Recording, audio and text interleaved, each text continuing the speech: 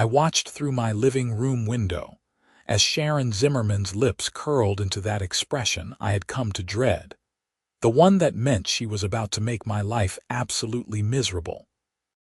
She was standing on my front lawn with her clipboard, pointing at the brand new backup generator I had installed just 2 days earlier, and I already knew this conversation was going to end badly.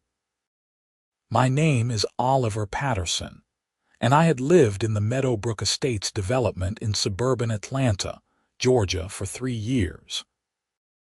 It was a nice enough neighborhood, with manicured lawns and friendly neighbors, but it came with one major drawback that I had severely underestimated when I signed those closing documents.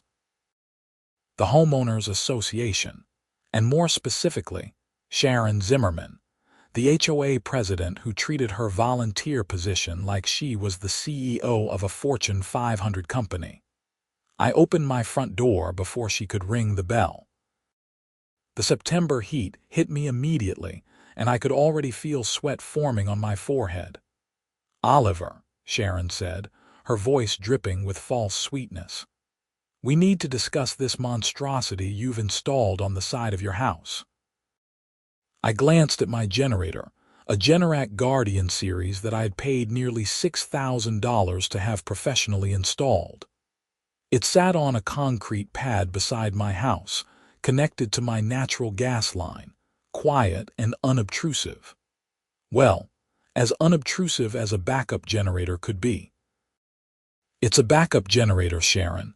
We've been having a lot of power outages lately, and I work from home. I can't afford to lose power during important client calls."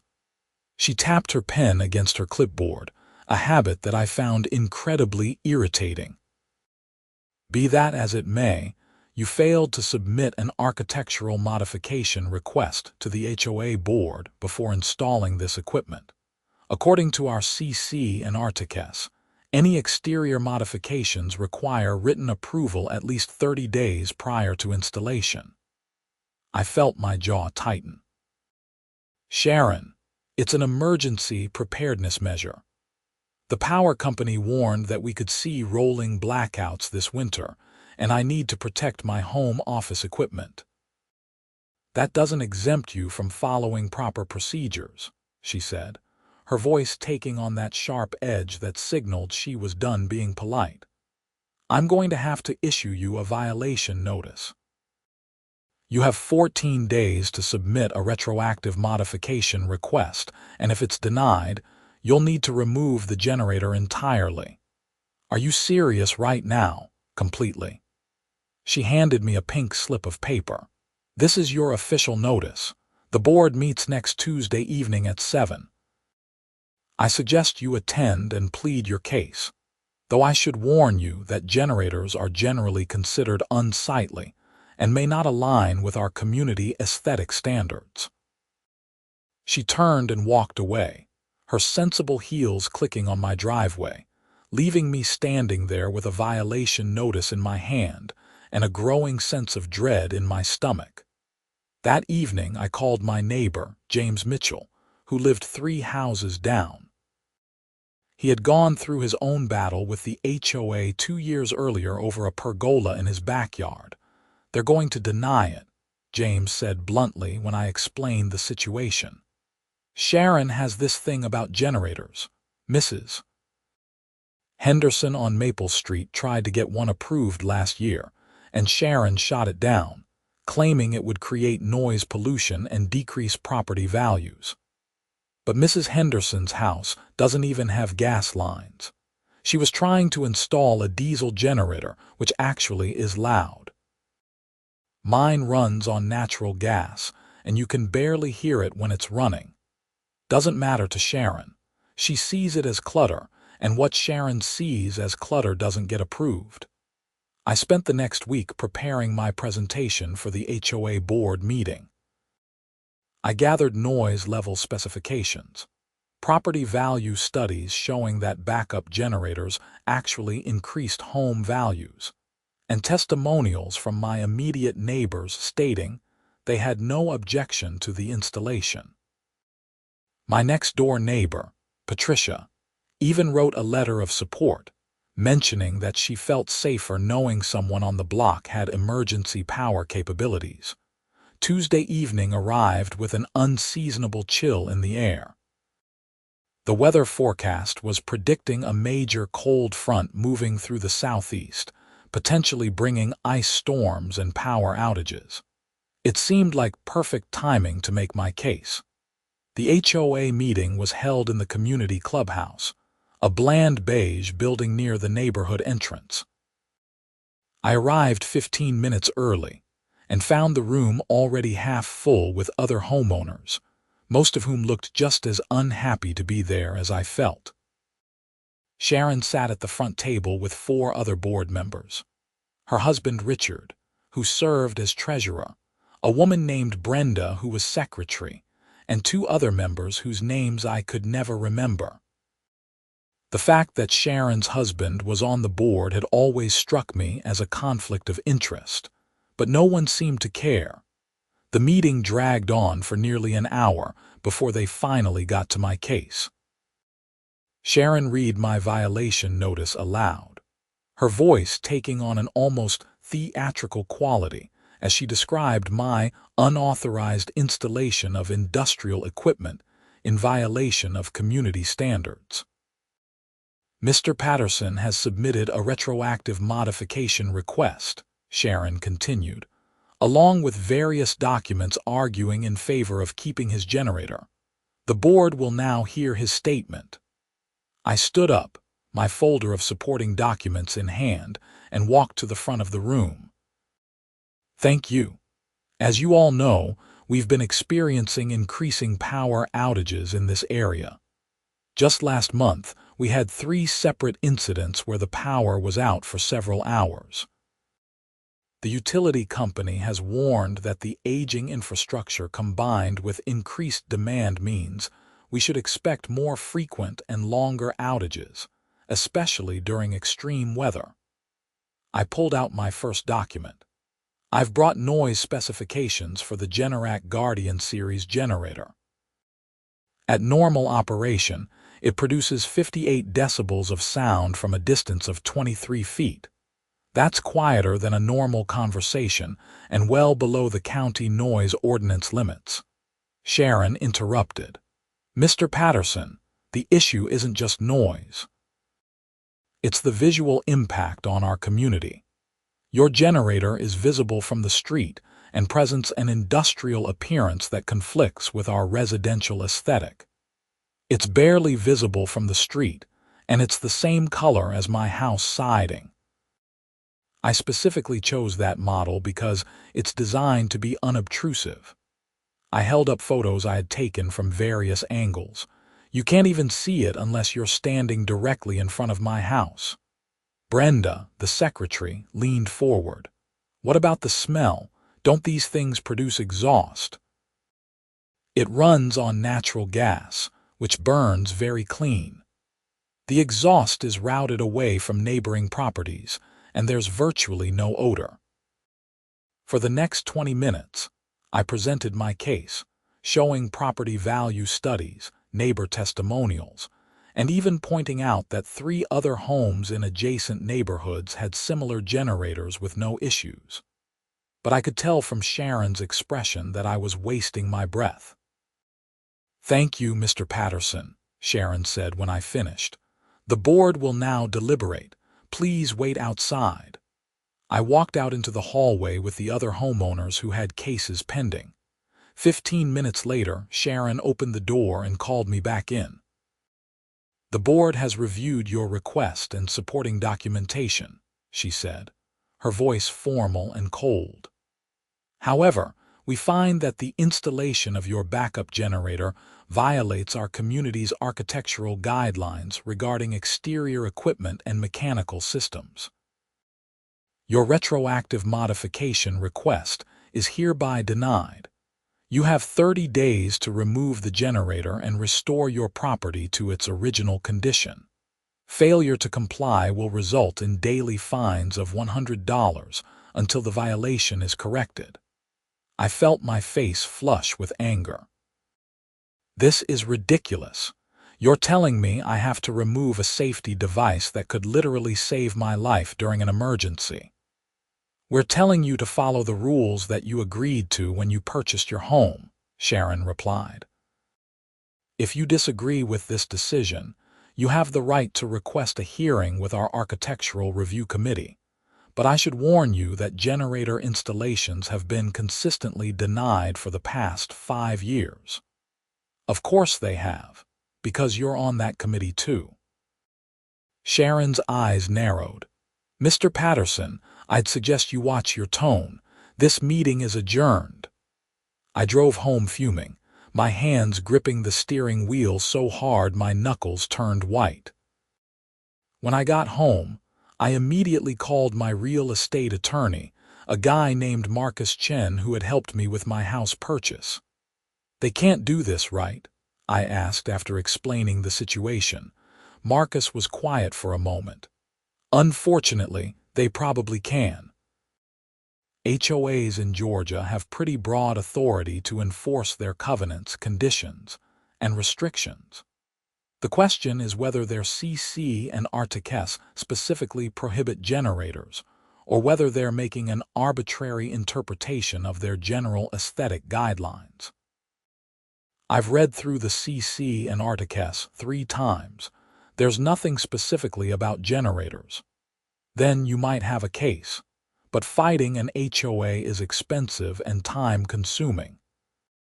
You'd be looking at thousands in legal fees, and even if you win, you'd still have to live in a neighborhood where the HOA president hates you. She already hates me, Marcus laughed. Fair point. Let me review your CC and articles and the board's decision. I'll get back to you in a few days with my assessment. 3 days later, Marcus called with bad news. There's a clause in your CC and articles about mechanical equipment and utility installations requiring approval. It's vague enough that the HOA can probably make it stick.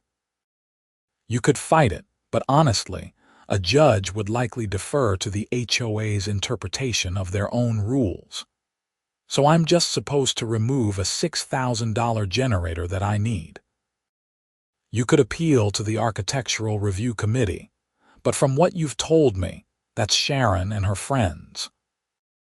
Your other option is to try to get the board rules changed, but that would require getting enough homeowners together to vote out the current board or amend the CC and articles, which needs a supermajority. I thanked Marcus and hung up feeling defeated, but I wasn't ready to give up yet.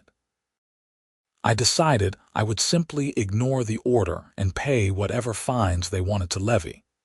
It was my property, my money, and my right to protect my home. I sent Sharon an email stating that I would not be removing the generator and that I considered their decision to be an overreach of HOA authority. Her response came within an hour, informing me that fines would begin accruing in 30 days and that the HOA had the right to place a lien on my property for unpaid fines. November arrived with the temperature dropping faster than normal. The Weather Service started issuing warnings about a major winter storm system developing over Texas and moving east. By November 14th, they were predicting that Atlanta could see significant ice accumulation, something that always caused chaos in a city that wasn't equipped to handle winter weather. I spent that day making sure my generator was properly maintained and ready to run. I tested it twice, and both times it fired up perfectly, automatically switching my house to backup power within 10 seconds of me cutting the main breaker. Sharon, of course, noticed me testing it. She sent me an email within minutes, reminding me that I was in violation and that my fines would start accruing in 1 week. The storm hit on November 19th, a Tuesday evening. I was finishing up a work call when I noticed the sleet starting to pelt my windows. Within an hour, everything outside was coated in a layer of ice that made the trees look like glass sculptures. It was beautiful and terrifying at the same time. Around 8 that evening, my lights flickered once, twice. and then died. I heard the familiar sound of my generator kicking in, and within seconds, my lights came back on. Through my window, I could see the rest of the neighborhood plunged into darkness. I checked the utility company's website on my phone. They were reporting over 50,000 customers without power across the metro Atlanta area, with estimated restoration times ranging from 24 to 72 hours. The ice storm continued through the night and into the next day. The temperature dropped to 20 degrees, unusually cold for Atlanta. I watched the news reports of people huddling in their homes without heat, pipes bursting, and emergency shelters opening across the city. My house, meanwhile, was perfectly comfortable. My generator was running my furnace, my refrigerator, my lights, and even my internet router. I could continue working without interruption. On Wednesday afternoon, I saw Sharon emerge from her house, bundled in a heavy coat. She stood in her driveway for a moment, staring at my house with its lights glowing warmly in the gray afternoon. Then she walked carefully across the icy street toward my door. I answered her knock with what I hoped was a neutral expression. "Oliver," she said, her breath visible in the cold air. "I see your generator is working. That's what it's designed to do." She hesitated, and I could see something I had never seen before in her face: uncertainty. "How long can it run?" "As long as the gas lines stay operational, days, weeks if necessary." I was wondering.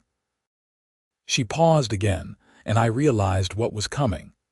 "Would it be possible for you to run an extension cord to my house, just for a few essentials? Richard's CPAP machine needs power, and our house is getting very cold." I let the silence stretch for a moment. "Sharon, my generator is an illegal installation, remember? An eyesore that violates community standards. Why would you want to benefit from something you forced me to fight to keep?" Her face flushed. "This is an emergency situation.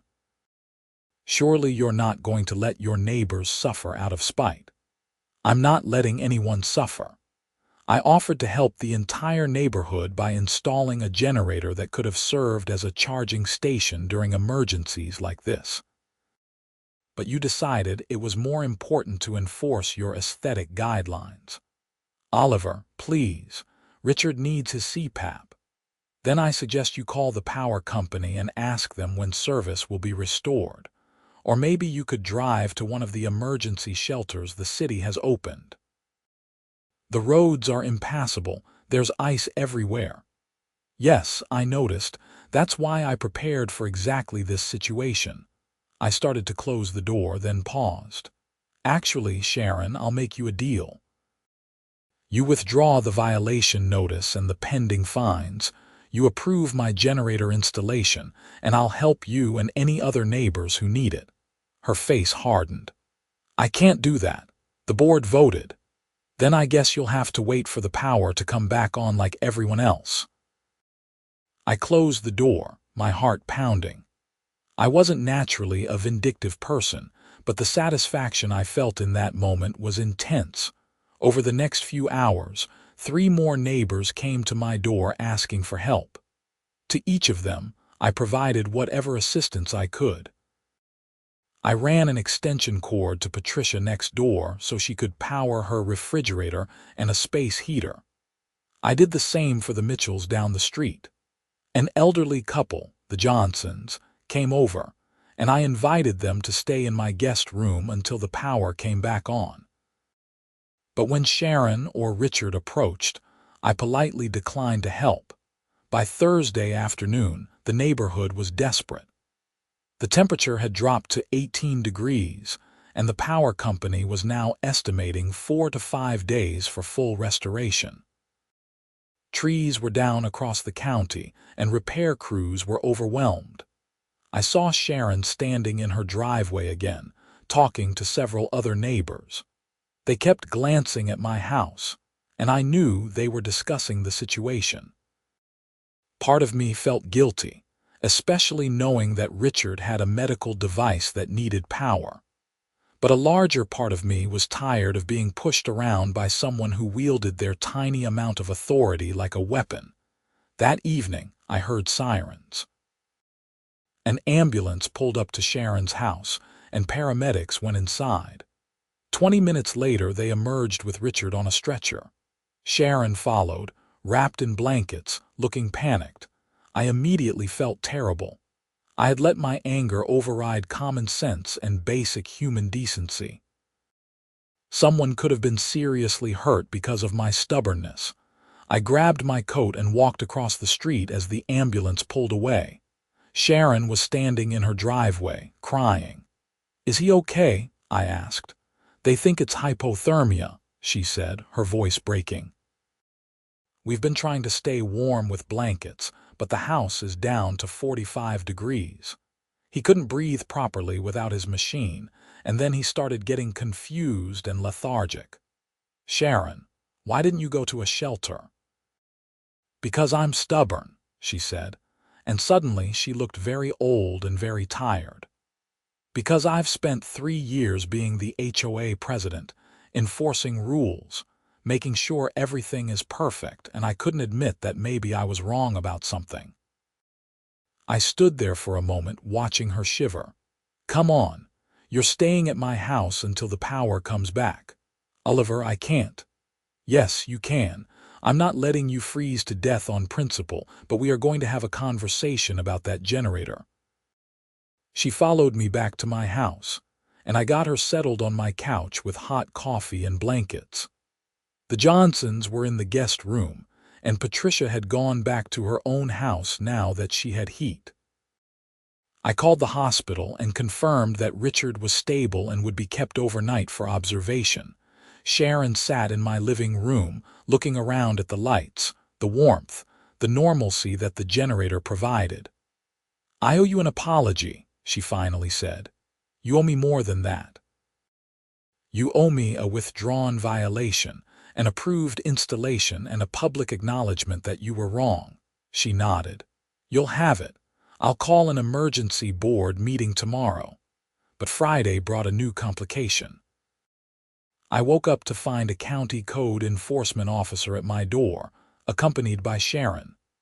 "Mr. Patterson," the officer said, "I'm Inspector Davis with the county building department.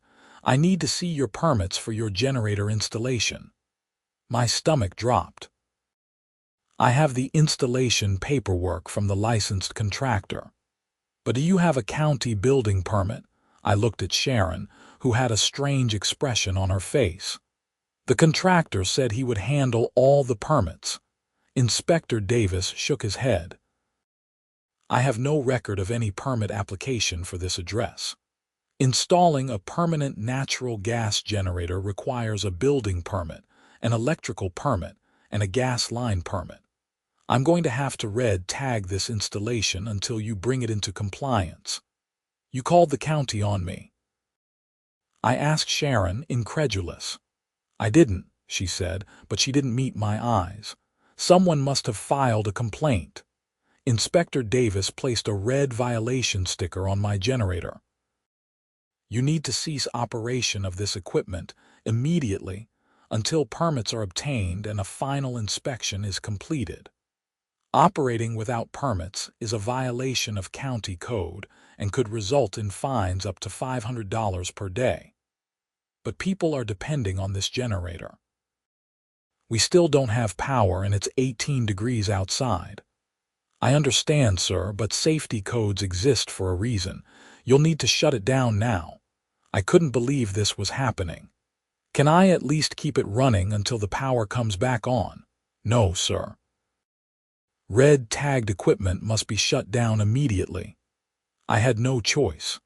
With Sharon and Inspector Davis watching, I shut down the generator. Within seconds, my house went dark and cold, just like every other house on the block. "How long does the permit process take?" I asked. "Normally, 2 to 3 weeks for approval, then you need to schedule inspections. Given the holidays coming up, you're probably looking at January before you're operational again." After the inspector left, I turned to Sharon. "I know you called him." "I didn't," she insisted. "But I may have mentioned to Brenda that I was concerned about whether you had proper permits. She must have called it in. So you got what you wanted anyway. The generator is shut down."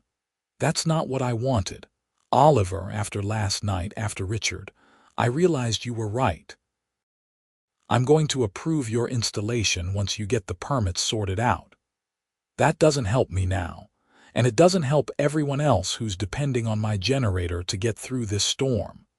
Sharon left, and I spent the rest of Friday in an increasingly cold house. The Johnsons had been picked up by their daughter that morning. Patricia had gone to stay with friends. I was alone, cold and furious. The power finally came back on Saturday afternoon, November 22nd, after almost 4 full days of outages. My house took several hours to warm back up to a comfortable temperature. On Monday, I contacted the contractor who had installed my generator, a company called Home Power Solutions. "You told me you would handle all the permits," I said to the project manager, a guy named Steve. "We did handle the HOA approval process," Steve said defensively.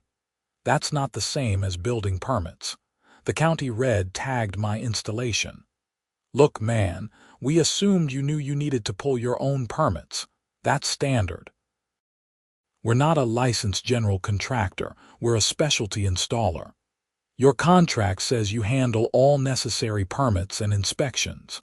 For the gas line connection, which we did, the gas company inspected and approved our work." I wanted to scream. Instead, I called Marcus Chen again. "You've got 2 problems," Marcus said after I explained the situation. "First, you're in violation of county code, which is separate from the HOA issue.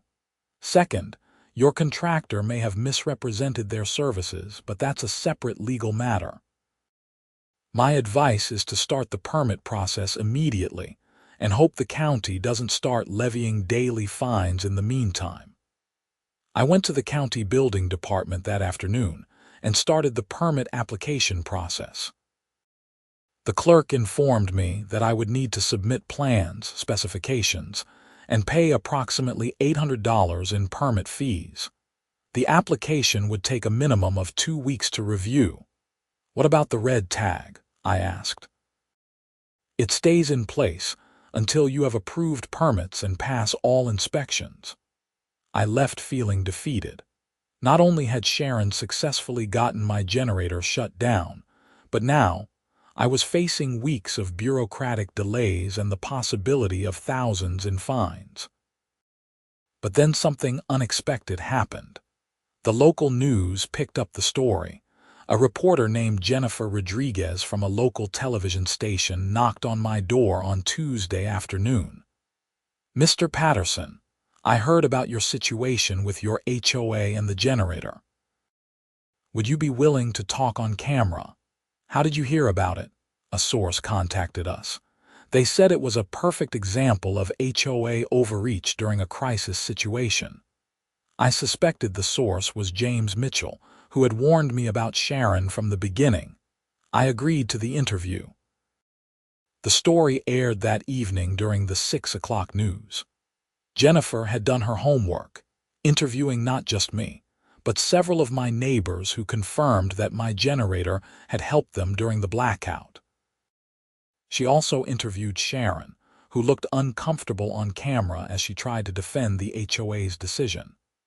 "Mr. Patterson violated clearly established community guidelines," Sharon said. "While we appreciate that his generator was helpful during the recent emergency, rules exist for a reason." "But isn't safety more important than aesthetics?" Jennifer asked. "We have to balance many factors when making decisions that affect the entire community." The story ended with Jennifer standing in front of my house. The question remains, when does community conformity cross the line into unreasonable restriction? And should HOAs have the power to prevent homeowners from protecting themselves during emergencies? Reporting from Meadowbrook Estates, Jennifer Rodriguez.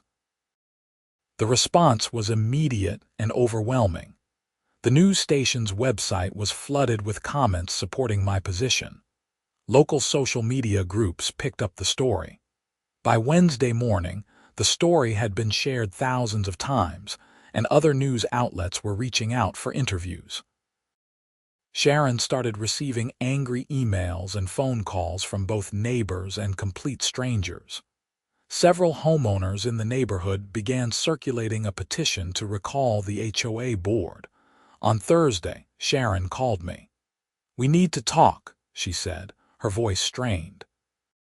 She came over that evening with the entire HOA board. Richard, who had recovered from his hypothermia scare, Brenda, and the two other members whose names I finally learned were Donald and Margaret. "This situation has gotten out of hand," Sharon began. "The board has discussed it, and we've decided to formally approve your generator installation, pending your obtaining the necessary county permits." "That's not good enough," I said. "I want the violation withdrawn with prejudice, a written apology from the board, and a modification to the CC and articles that explicitly allows backup generators for all homeowners." Sharon bristled.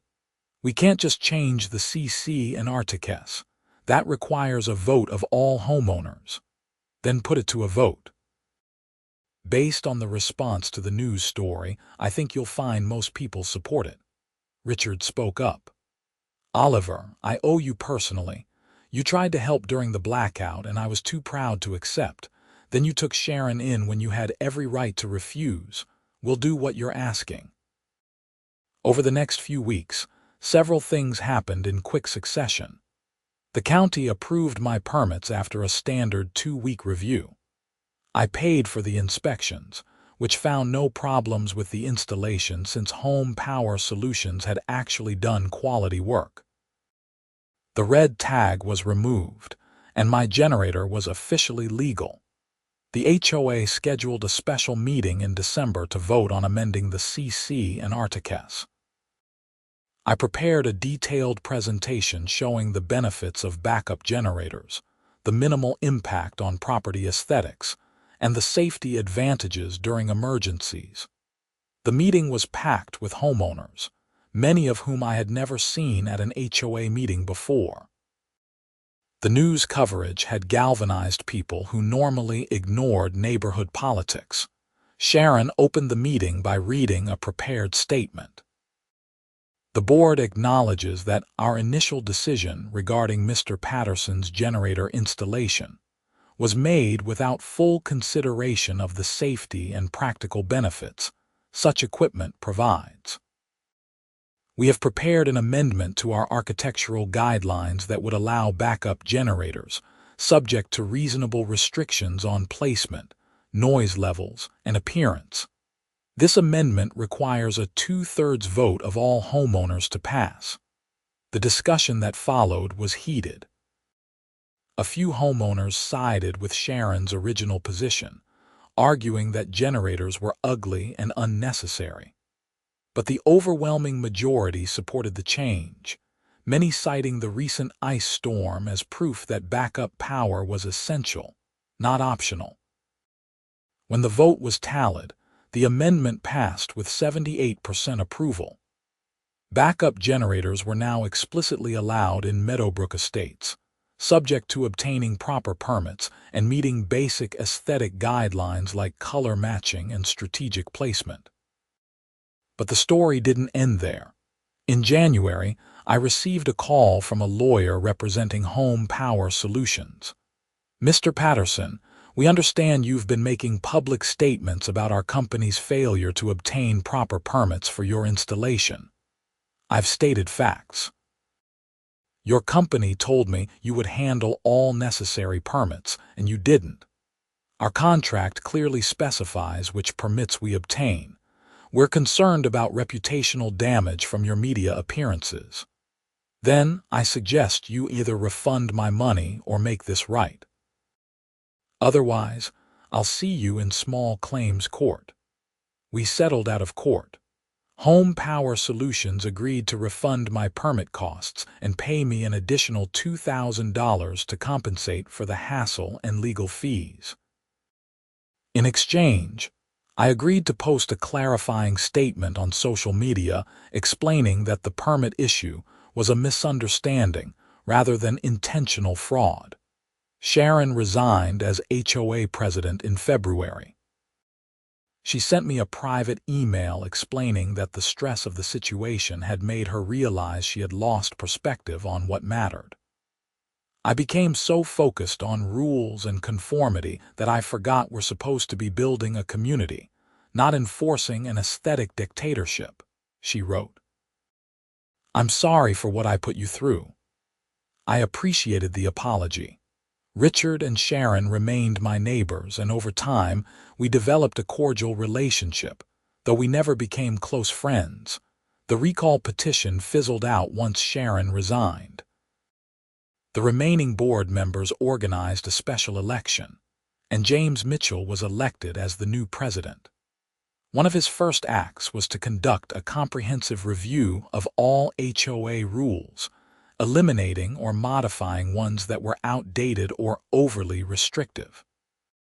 By spring, 4 other homeowners in the neighborhood had installed backup generators, all following the proper permit process and the new HOA guidelines.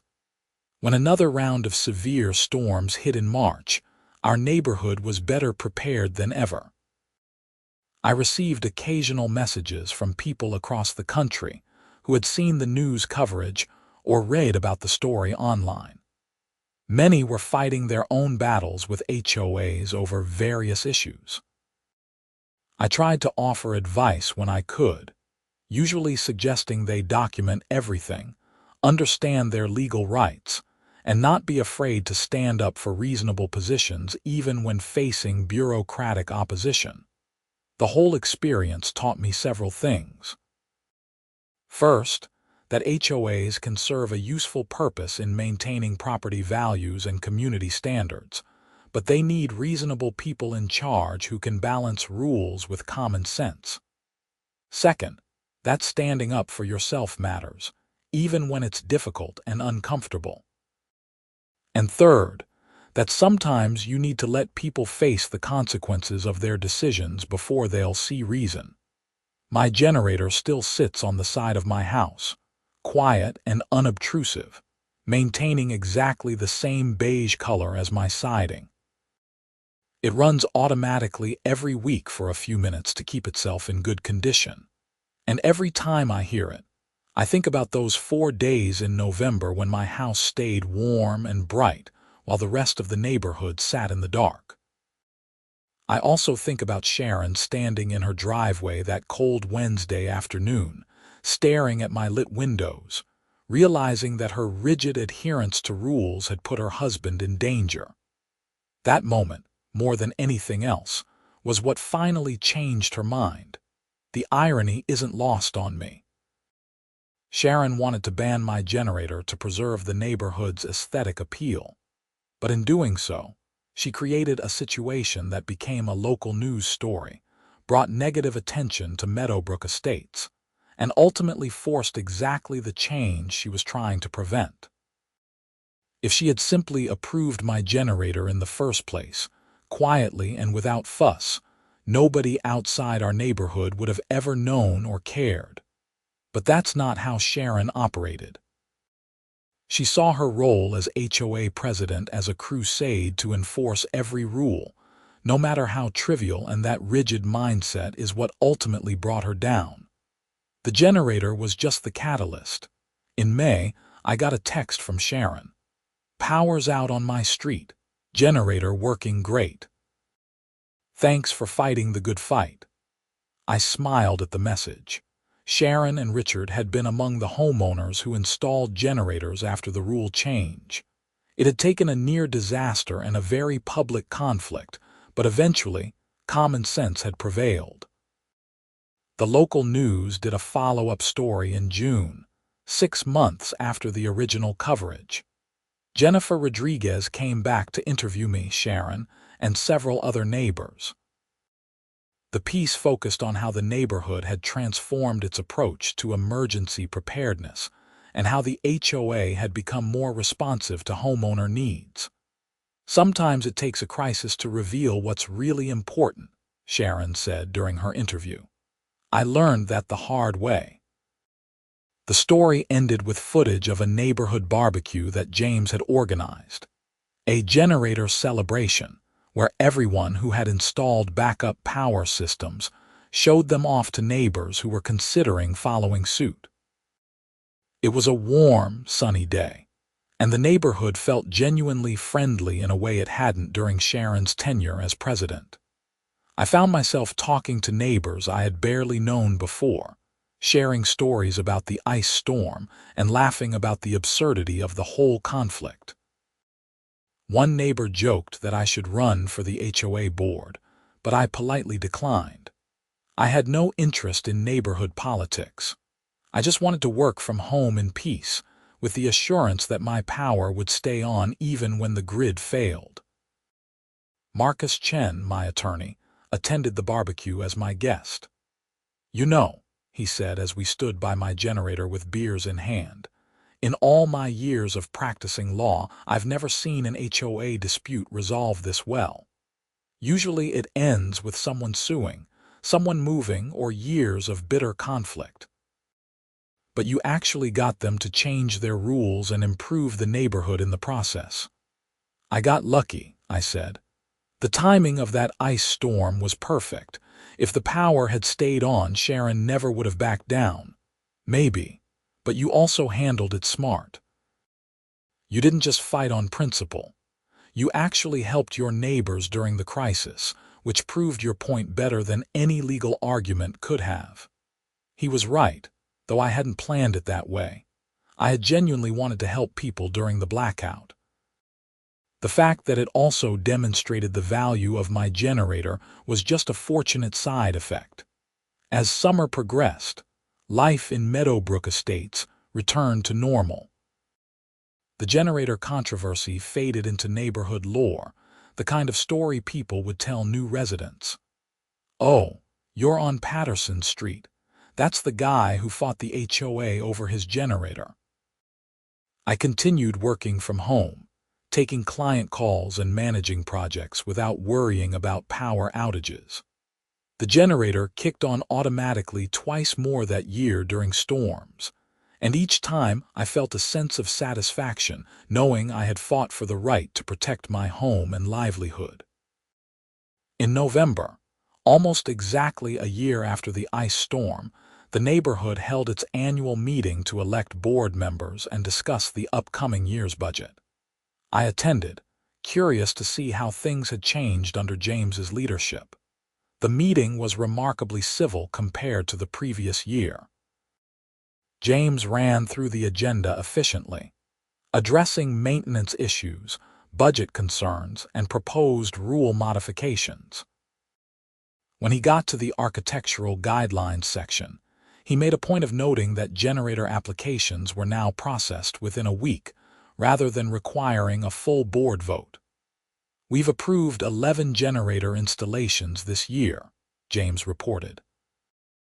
"All have been done in compliance with county permits and our aesthetic guidelines. I think we can all agree that our neighborhood is better prepared for emergencies than we were last year." There was a round of applause, and several people glanced my way. I nodded acknowledgement but didn't say anything. This wasn't my victory to celebrate. It belonged to everyone who had voted for common sense over rigid adherence to questionable rules. After the meeting, a young couple approached me. They had just moved into the neighborhood and were considering installing a generator. "We heard about what happened last year," the husband said. "We just wanted to thank you for making it possible for the rest of us. Just make sure you get your permits first," I told them with a smile.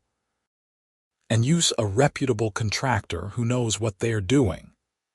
As I drove home that evening, I reflected on how much had changed in 1 year. A neighborhood that had been quietly divided between those who feared the HOA and those who supported its heavy-handed tactics had become a more unified community. People were more involved in neighborhood governance, more willing to question decisions that didn't make sense, and more focused on practical concerns rather than aesthetic perfection. My generator hummed quietly beside my house, running its weekly maintenance cycle. To Sharon, it had once represented chaos and nonconformity, a threat to her vision of a perfectly ordered neighborhood. But it was really just a practical tool, a piece of equipment designed to keep the lights on when everything else failed, and that, in the end, was the whole point. Rules should serve people, not the other way around. HOAs should help create safe, functional communities, not enforce arbitrary restrictions that make life harder for homeowners. It seemed like an obvious principle, but it had taken a winter storm, a public controversy, and a lot of stubborn determination to make it a reality in Meadowbrook Estates. I never did become close friends with Sharon and Richard, but we maintained a respectful relationship. Sharon occasionally stopped by to chat, usually about normal neighbor stuff like yard maintenance or upcoming community events. She never directly referenced our conflict, but I could tell she had changed. She was less rigid, less certain that her way was the only correct way, more willing to listen to different perspectives. Richard, for his part, made a point of thanking me every few months for taking Sharon in during the blackout, even though I had initially refused to help them. "You saved my life," he told me once. "If she had stayed in that cold house trying to take care of me, we both might have ended up in the hospital." I always deflected those thanks. I had done what any decent person would do once the situation became truly dangerous. The fact that I had initially refused to help because of my anger over the generator ban was not something I was proud of. The Johnsons, the elderly couple who had stayed with me during the blackout, remained grateful friends. Mrs. Johnson baked me cookies every few months, and Mr. Johnson helped me with yard work occasionally, insisting it was the least he could do to repay my hospitality. Patricia, my next-door neighbor, became a closer friend. She appreciated that I had helped her immediately during the crisis, and we started having regular cookouts together during the summer. She was a nurse who worked overnight shifts, and having a neighbor with backup power gave her peace of mind that her medications and food wouldn't spoil during outages. James Mitchell, the new HOA president, did an excellent job of transforming the neighborhood culture. He instituted monthly coffee meetings where homeowners could casually discuss concerns without the formal structure of board meetings. He created committees focused on actual neighborhood improvements rather than rule enforcement. And he made it clear that the HOA's role was to serve homeowners, not control them. Under his leadership, several other outdated rules were modified or eliminated. The restriction on vegetable gardens was changed to allow front yard gardens as long as they were maintained. The rules about holiday decorations were relaxed, and the architectural review process was streamlined to focus on major modifications that could actually affect property values, rather than minor cosmetic choices. The neighborhood thrived under this new approach. Property values increased. More young families moved in, attracted by the reasonable HOA policies. And the sense of community strengthened as people felt more invested in the neighborhood's success, rather than fearful of violating arbitrary rules. I continued following the local news coverage of HOA disputes in other neighborhoods. Jennifer Rodriguez, the reporter who had covered my story, became something of a specialist in HOA issues, regularly exposing cases of overreach and abuse of power. She occasionally reached out to me for quotes or background when covering similar stories. Through Jennifer, I learned about the broader context of HOA conflicts in Georgia and across the country. There were neighborhoods where HOAs foreclosed on homes over unpaid fines of a few $100s. Boards that banned American flags or religious displays. Presidents who embezzled funds or used their positions to harass personal enemies. My situation with the generator, while frustrating and stressful, was actually relatively minor compared to some of these cases. But it had ended well, which made it a useful example of how conflicts could be resolved when reasonable people were willing to compromise. In December of that second year, I received an unexpected letter from the Georgia State Legislature. A representative named Thomas Caldwell had introduced a bill to reform HOA regulations, and he wanted to use my case as an example during committee hearings.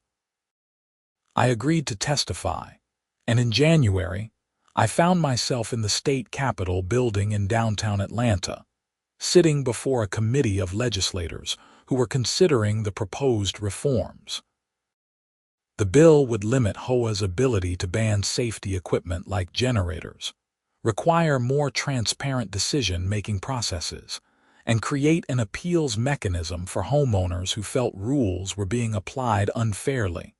Sharon also testified, to my surprise. She spoke about her experience as HOA president and how she had come to realize that the current legal framework gave boards too much unchecked power. "I thought I was doing the right thing," she told the committee. "I thought enforcing rules strictly was my job. But the system allowed me to make decisions that were ultimately harmful to my community and to individual homeowners. There need to be better checks and balances." Her testimony was compelling precisely because she was admitting fault. Several committee members asked follow-up questions, clearly impressed by her honesty. The bill passed the committee and moved forward through the legislative process. It was eventually signed into law in March, making Georgia one of the first states to implement comprehensive HOA reforms focused on homeowner protections. I attended the bill signing ceremony at the governor's invitation. It felt surreal to stand in the Capitol Rotunda, surrounded by legislators and advocates, celebrating a law that had grown out of my personal conflict over a backup generator. The governor mentioned my case specifically during his remarks. "Sometimes it takes an ordinary citizen standing up for common sense to reveal flaws in our legal system. Mr. Patterson didn't set out to change state law. He just wanted to keep his lights on during a power outage. But his willingness to fight for that reasonable goal has resulted in better protections for homeowners across Georgia." After the ceremony, a reporter asked me how it felt to have been the catalyst for statewide reform. "Honestly, I just wanted to keep working during power outages," I said. "I never expected any of this. But if my frustration with my HOA has helped other people protect their homes and stand up to unreasonable restrictions, then I guess all the stress was worth it." That evening, I returned to Meadowbrook Estates and my quiet house with its reliable backup generator. The new state law meant that HOAs across Georgia could no longer ban safety equipment like generators, fire suppression systems, or security devices. Boards would have to justify their decisions with actual evidence of harm, rather than vague appeals to aesthetics. And homeowners would have a clear appeals process if they felt rules were being applied unfairly. It was a significant victory for property rights and common sense, and it had all started with Sharon standing on my front lawn with her clipboard, pointing at my generator and announcing it was a violation. Life moved forward. The generator continued its weekly maintenance cycles, humming quietly for a few minutes before shutting down. It activated during storms and outages, keeping my house comfortable and functional while others struggled with darkness and cold. And every time it kicked on, I remembered those 4 days in November when my stubbornness and Sharon's rigidity had created a standoff that ultimately changed an entire neighborhood and influenced state law. The backup generator sat beside my house, unobtrusive and reliable, exactly as it was designed to be. It wasn't an eyesore or a nuisance. It was preparation, security, and independence. And thanks to one hard-fought battle with an overzealous HOA president, it was now explicitly protected by Georgia law as a reasonable addition to any home. Sharon and Richard eventually moved to a retirement community in Florida. Before they left, Sharon stopped by one last time to say goodbye. We stood in my driveway, the generator visible behind us, and talked about everything that had happened. "I was wrong," she said simply. "About the generator, about a lot of things. I let my need to be in control override my common sense. I'm glad you didn't back down, even though I fought you so hard." "I'm glad it worked out," I replied. "And I'm glad your move to Florida is on your terms, not because the neighborhood ran you out," she laughed. "There were moments when I thought about moving just to escape the embarrassment. But James convinced me to stay until we felt ready to retire naturally. He's a good president, better than I was." We shook hands, and she walked back to her house to continue packing. I never saw her again after they moved, though we exchanged Christmas cards for a few years. The neighborhood continued to prosper under reasonable management. More generators were installed, more practical improvements were approved, and the HOA became something that added value to the community rather than being a source of fear and frustration. As for me, I continued working from home, secure in the knowledge that my power would stay on no matter what the grid did. The generator required regular maintenance, which I paid for gladly. It was worth every penny to have that security and independence.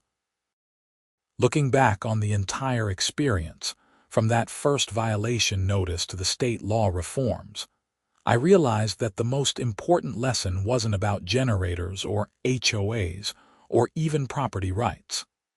It was about standing up for what's reasonable and right, even when facing institutional opposition. It was about not backing down when you know you're on solid ground, and being willing to weather the storm until common sense prevails.